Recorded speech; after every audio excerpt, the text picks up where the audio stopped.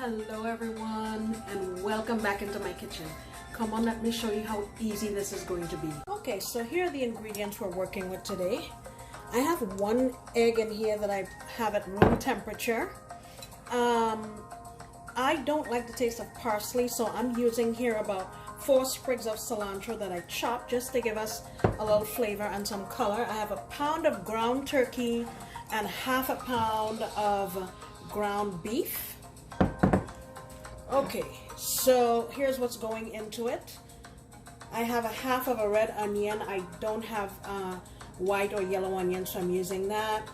I'm taking the leaves off of a sprig of thyme, 3 cloves of garlic, and a couple of mini bell peppers.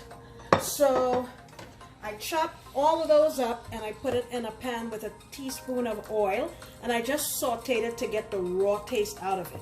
What I also added in there is 2 tablespoons of this beef bouillon. You've seen me use it before, just for flavor, and that will be quite a bit of salt in there, so we may not need to add any more salt. Now, what I'm going to do here is add in my mixture, and also this is what's going in here. I'm going to add some W sauce.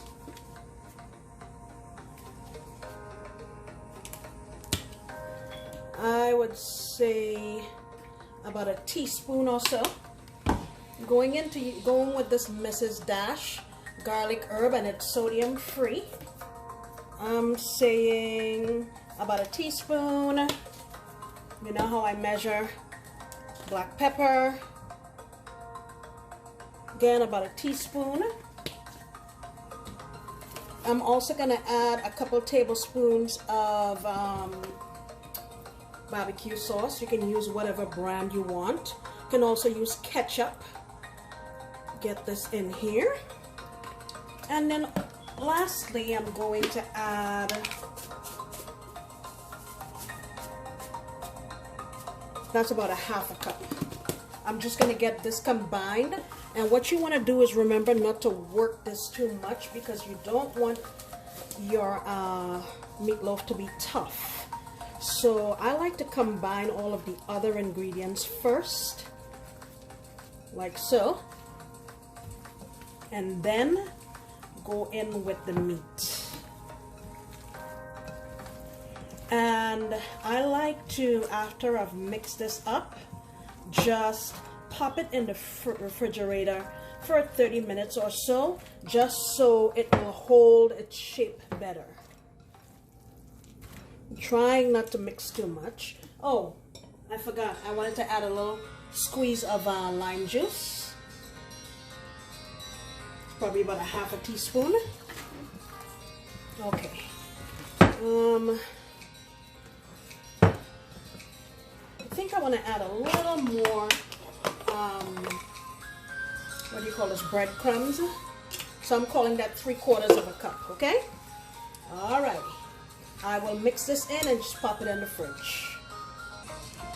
Okay, so while my meat is in the fridge, I'm going to prepare this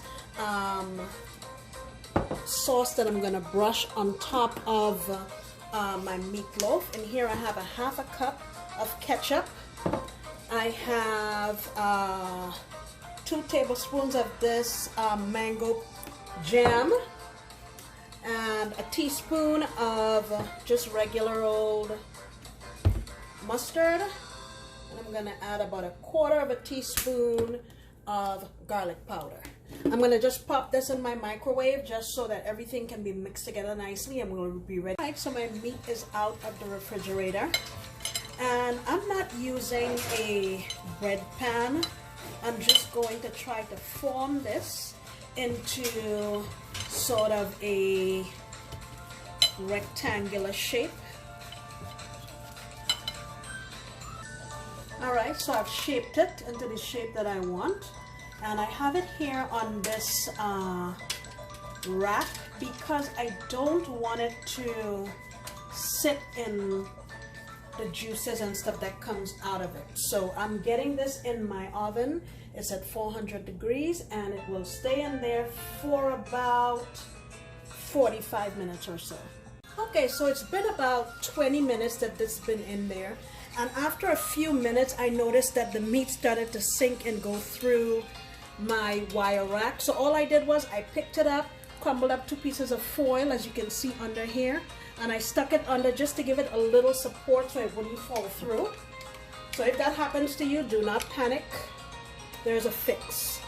So now I'm going to, remember the sauce we made? I'm gonna paste it on here, and we're going back in the oven for another 15-20 minutes, and we should be all set. Okay, so it's been 50 minutes and our meatloaf is out. Now, as with any other meat, you really can't cut this right now. It would need to rest, I would say, for at least 20 minutes. I was just thinking to myself, it should be fun getting this meatloaf out of this out of this grate. Thankfully, it only went in about a centimeter, so we'll see. All right, guys, I'm gonna let this rest and then I'll plate it so you can see. Okay, guys, here is our meatloaf. It smells fantastic, and a crumb broke off when I was cutting it, and I tasted it. Oh my gosh, it's wonderful. Listen, look at how moist this is. Smells delicious. You can serve this with roasted potatoes, mashed potatoes. Oh, and you know what would be great? A meatloaf sandwich. Guys, give this a try. It was easy to make, and it's worth all of your effort. Thank you so much for coming back into my kitchen.